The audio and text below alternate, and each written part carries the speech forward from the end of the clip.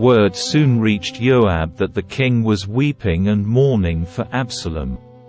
As all the people heard of the king's deep grief for his son, the joy of that day's victory was turned into deep sadness. They crept back into the town that day as though they were ashamed and had deserted in battle. The king covered his face with his hands and kept on crying, "O my son Absalom! O Absalom, my son, my son!" Then Joab went to the king's room and said to him, "We saved your life today and the lives of your sons, your daughters, and your wives and concubines. Yet you act like this, making us feel ashamed of ourselves. You seem to love those who hate you and hate those who love you. You have made it clear today that your commanders and troops mean nothing to you.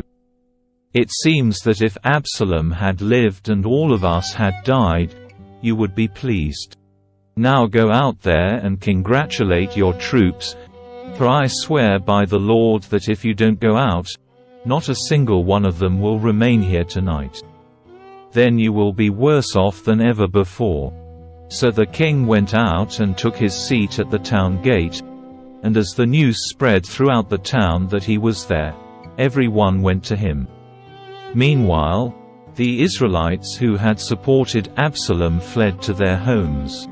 And throughout all the tribes of Israel there was much discussion and argument going on. The people were saying, "The king rescued us from our enemies and saved us from the Philistines, but Absalom chased him out of the country. Now Absalom, whom we anointed to rule over us, is dead. Why not ask David to come back and be our king again?" Then King David sent Zadok and Abiathar, the priests, to say to the elders of Judah, "Why are you the last ones to welcome back the king into his palace? For I have heard that all Israel is ready. You are my relatives, my own tribe, my own flesh and blood. So why are you the last ones to welcome back the king?"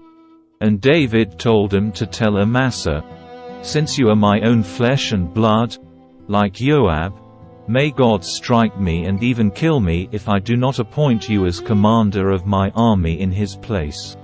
Then Amasa convinced all the men of Judah, and they responded unanimously. They sent word to the king, "Return to us, and bring back all who are with you." So the king started back to Jerusalem. And when he arrived at the river Jordan, the people of Judah came to Gilgal to meet him and escort him across the river. Shimei son of Gera, the man from Bahurim and Benjamin, hurried across with the men of Judah to welcome King David. 1,000 other men from the tribe of Benjamin were with him, including Ziba, the chief servant of the house of Saul, and Ziba's 15 sons and 20 servants. They rushed down to the Jordan to meet the king. They crossed the shallows of the Jordan to bring the king's household across the river, helping him in every way they could. As the king was about to cross the river, Shimei fell down before him. "My lord the king, please forgive me," he pleaded. "Forget the terrible thing your servant did when you left Jerusalem. May the king put it out of his mind. I know how much I sinned. That is why I have come here today, the very first person in all Israel to greet my lord the king." Then Abishai son of Zeruiah said, "Shimei should die, for he cursed the Lord's anointed king. Who asked your opinion, you sons of Zeruiah?" David exclaimed, "Why have you become my adversary today? This is not a day for execution, for today I am once again the king of Israel." Then, turning to Shimei, David vowed, "Your life will be spared." Now Mephibosheth, Saul's grandson, came down from Jerusalem to meet the king.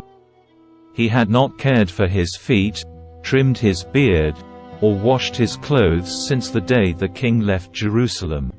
"Why didn't you come with me, Mephibosheth?" The king asked him. Mephibosheth replied, "My lord the king, my servant Ziba deceived me.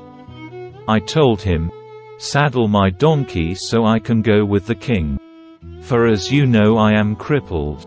Ziba has slandered me by saying that I refused to come. But I know that my lord the king is like an angel of God, so do what you think is best.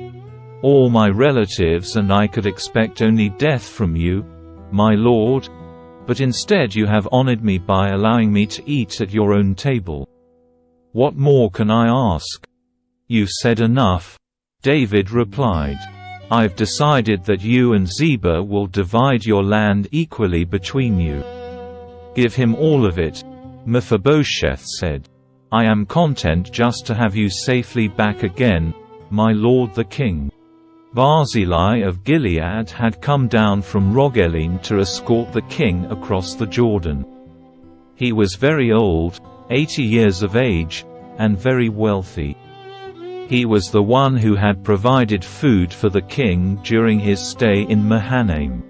"Come across with me and live in Jerusalem," the king said to Barzillai. "I will take care of you there."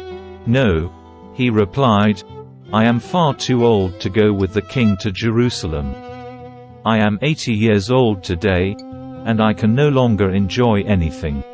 Food and wine are no longer tasty, and I cannot hear the singers as they sing. I would only be a burden to my lord the king.